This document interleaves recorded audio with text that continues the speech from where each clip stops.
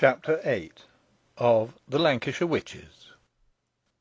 This recording is in the public domain. Reading by Andy Minter.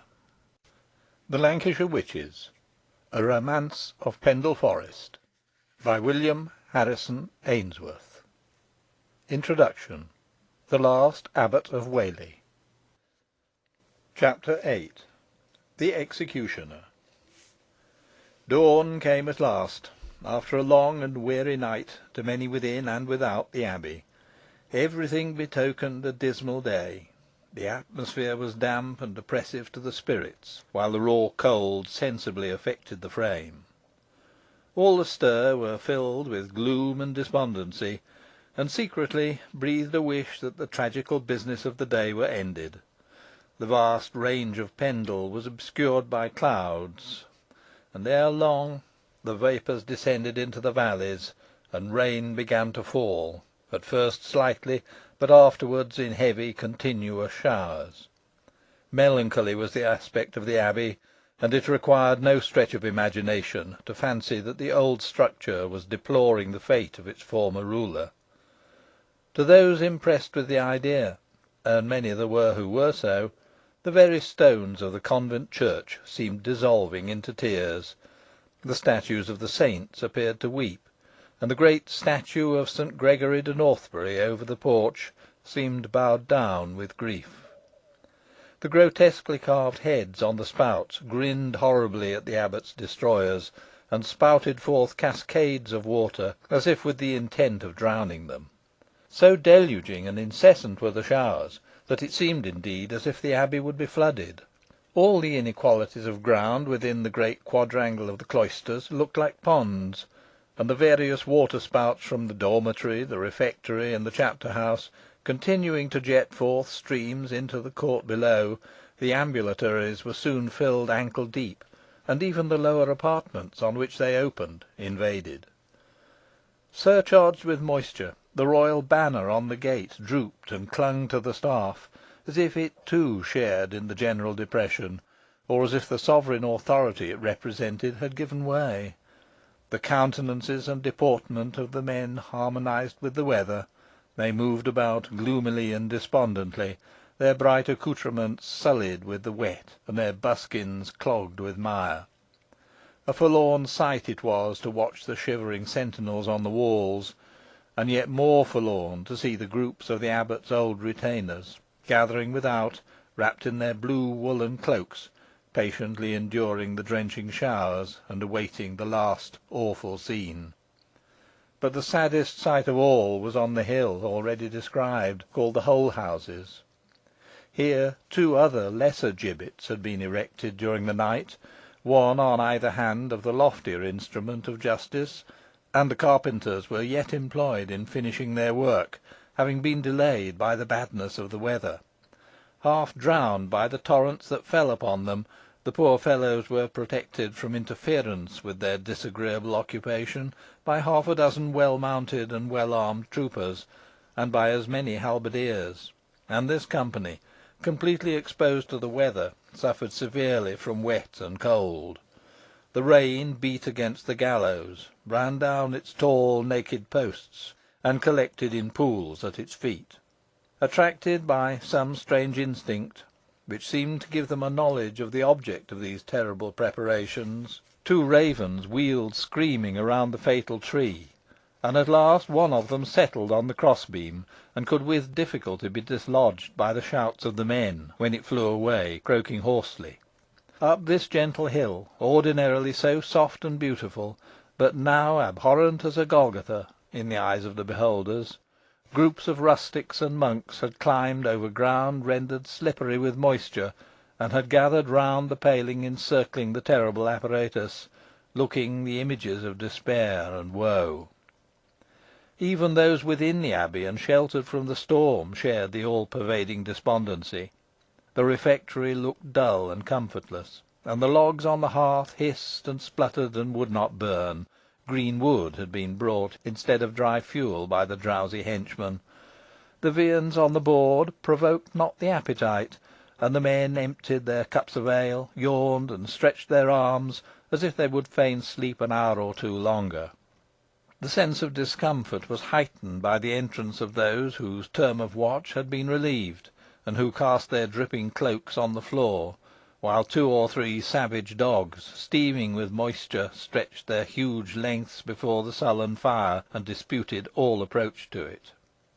Within the great hall were already gathered the retainers of the Earl of Derby, but the nobleman himself had not appeared, having passed the greater part of the night in conference with one person or another, and the abbot's flight having caused him much disquietude, though he did not hear of it till the fugitive was recovered.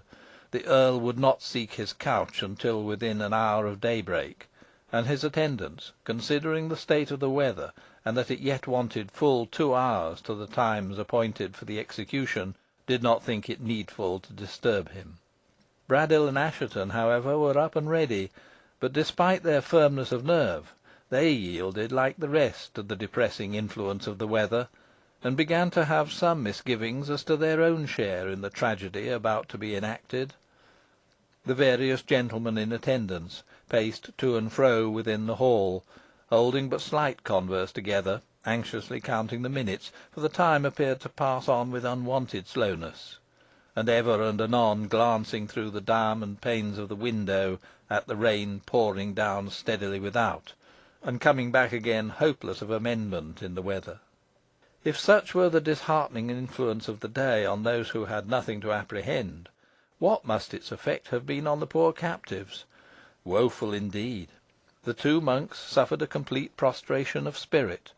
All the resolution which Father Haydocke had displayed in his interview with the Earl of Derby failed him now, and he yielded to the agonies of despair.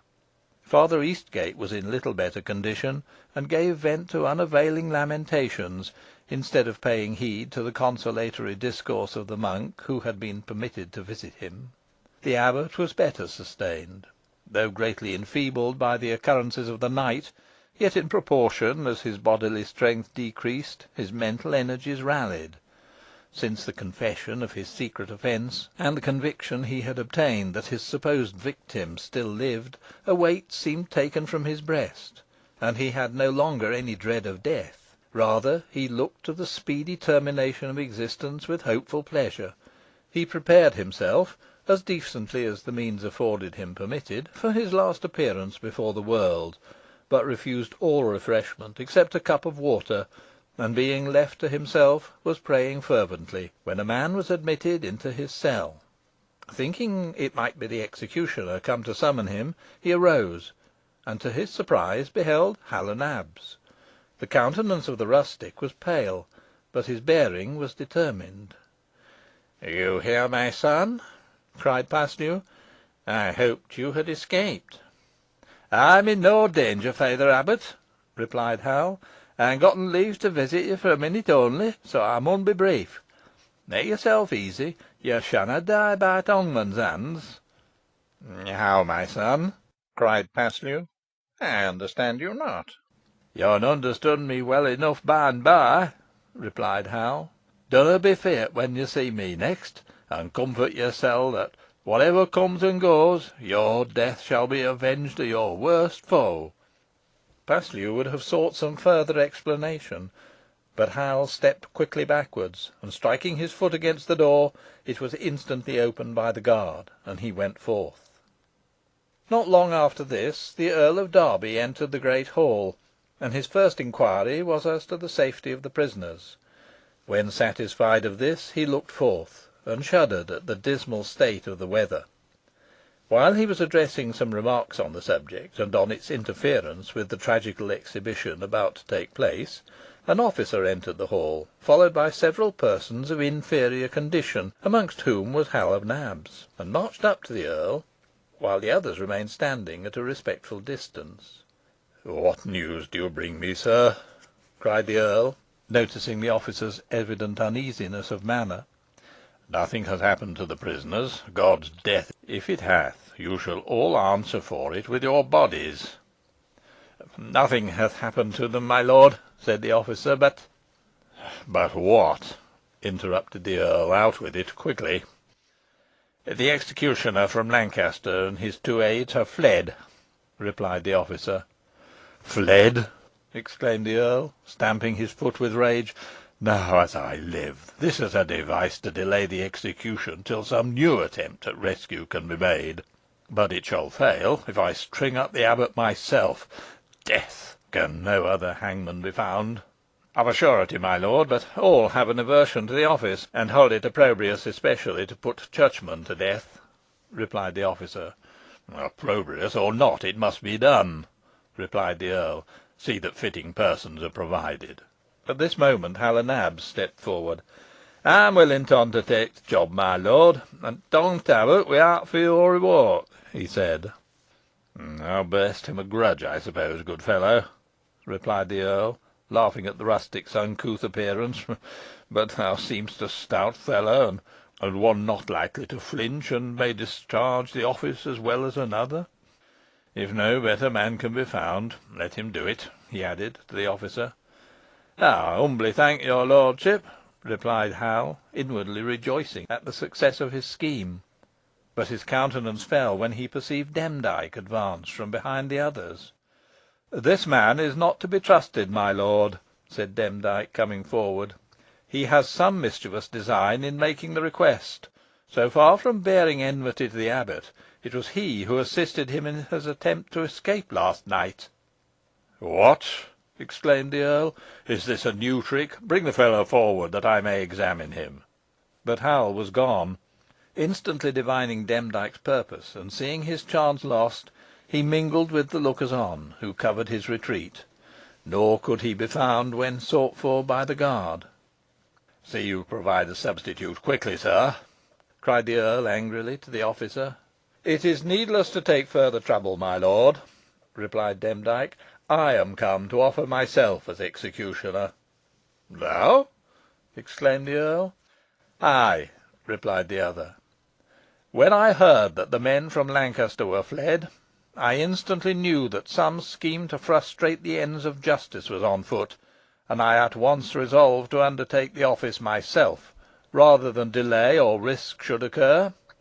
What this man's aim was, who hath just offered himself, I partly guess, but it hath failed, and if your lordship will entrust the matter to me, I will answer that no further impediment shall arise, but that the sentence shall be fully carried out, and the law satisfied. Your lordship can trust me." "I know it," replied the earl. "Be it as you will.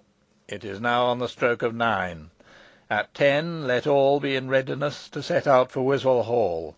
The rain may have ceased by that time, but no weather must stay you. Go forth with the new executioner, sir," he added to the officer, "and see all necessary preparations made."